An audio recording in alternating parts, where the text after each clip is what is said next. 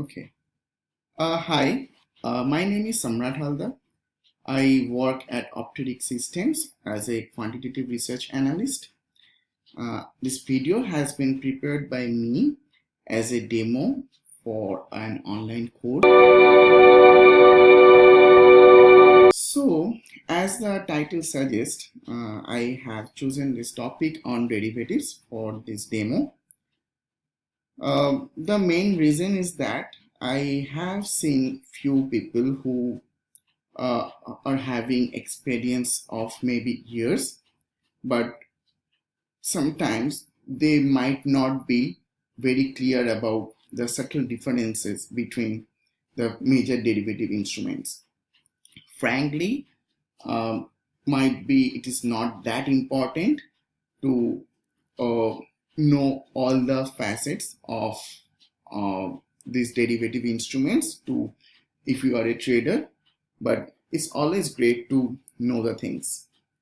So before digging into the products, first let us understand who are the market participants. So there are three major types of traders in derivative market: arbitrator, hedger, and a speculator. So an arbitrator is the one who try to exploit pricing difference between two exchanges and hence make the profit. So let us take this example. Let's say some stock ACC is being traded at two different prices on NSE and BSE. So as a rational investor, what you will do? You'll buy at low price and sell at high price. That is how the market works, and that is how you make profit. So that is an arbitrator. Now coming to hedger, a hedger has direct exposure to the underlying asset. So he wants to hedge against the risk of price fluctuations. We'll be discussing more about this when we talk about the derivative products. Now coming to speculator, a speculator is essentially the one who does not have any exposure to the underlying but tries to make profit by speculating over the instrument, hoping to buy at a low price and sell at a high price. At first look, it might seem that speculation is not good for the market, which honestly is true to some extent. There are many theories that the proportion of speculator should not go beyond a certain limit to keep a fair market, but at the same time it's much needed to have a certain degree of speculation in the market to maintain the liquidity and efficiency. So without much going into more details about the market participants, now let us try to understand what are the major derivative products that are being traded in the market. I believe it is best that if we try to learn this about these products via an example. So first let us ask the question, why do we need derivatives? So take this example. Let's assume Britannia is a biscuit company who needs 1000 kgs of wheat after 6 months. The company knows the current price of wheat but does not know what it will be after 6 months. Obviously, you cannot predict future. You don't know what will be the price after 6 months. So what is the fear for this company Britannia? It is that if the price maybe currently is 10 rupees per kg, but it might go to 15 rupees after 6 months. So Britannia is afraid that the price of wheat might go up in 6 months and then it will face a loss.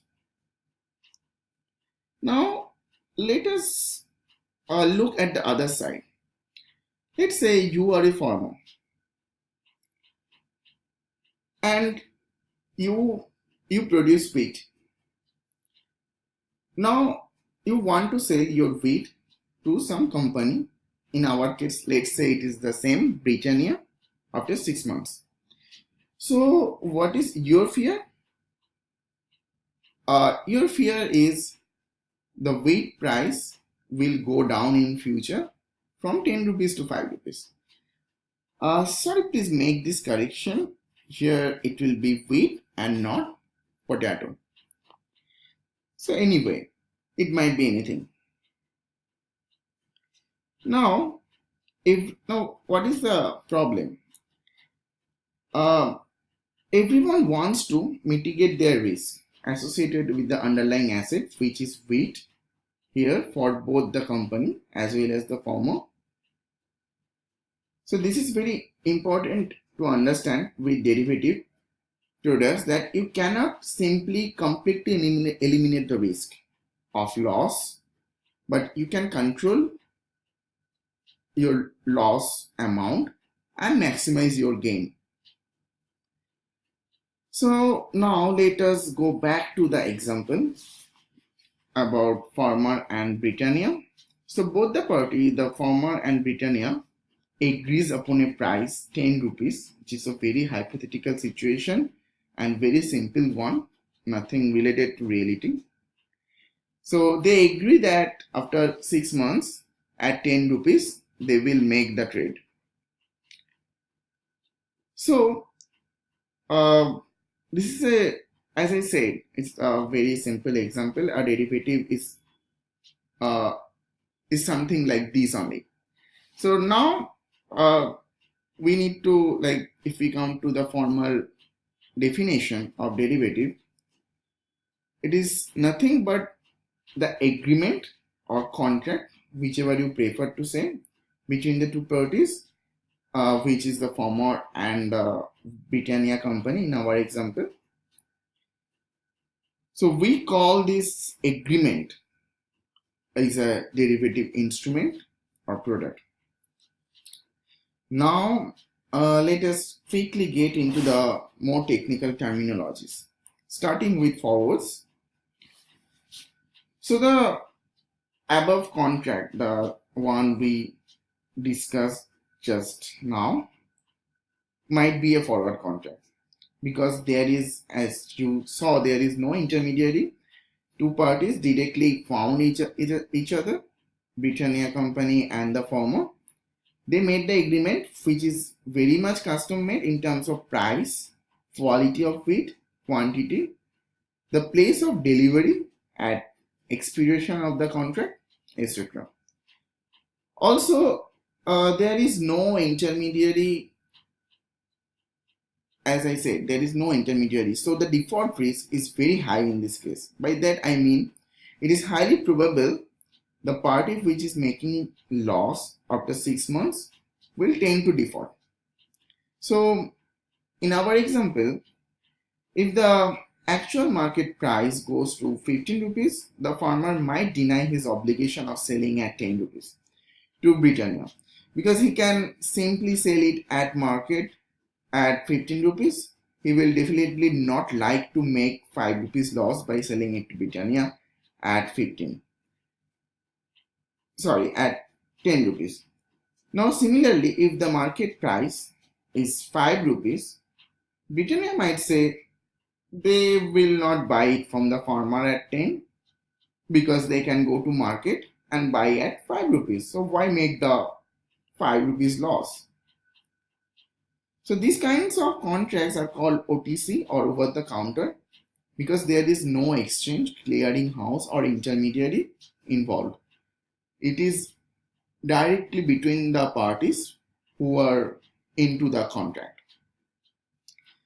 Now futures, it is very, very similar to forwards, but it is traded on exchange. So now for futures, there is an intermediary as a guarantor to both the farmer and exchange. Here both of them don't need to find each other, but they will directly enter into the agreement with the intermediary or clearing house. So the intermediary will take certain measures like mark to market, which is a advanced topic and will be discussed later, to make sure none of the parties can default.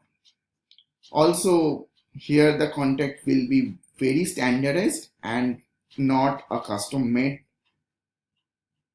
So everything like quantity, quality, delivery, location, everything will be decided by the clearinghouse. Here the important thing to remember is there is no exchange of principal happens when a forward or futures contract is initiated between two parties.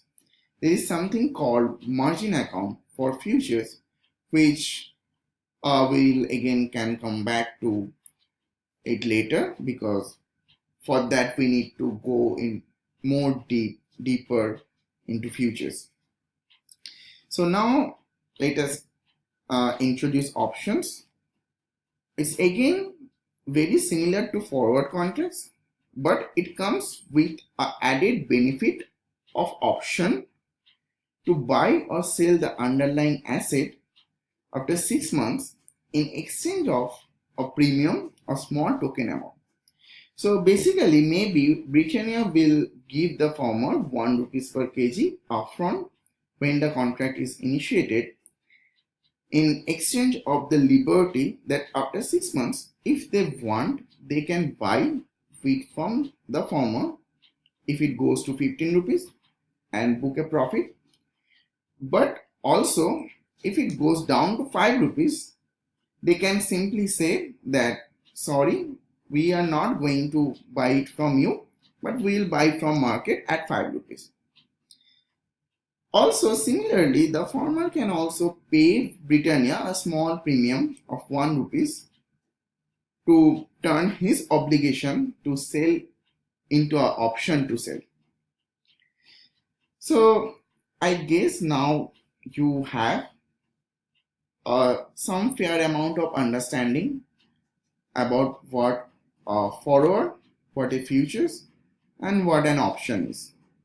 Since this is just an introductory video, we won't go into further details. I hope you enjoy the topic, and I look forward to meet you sometime in future. Thank you.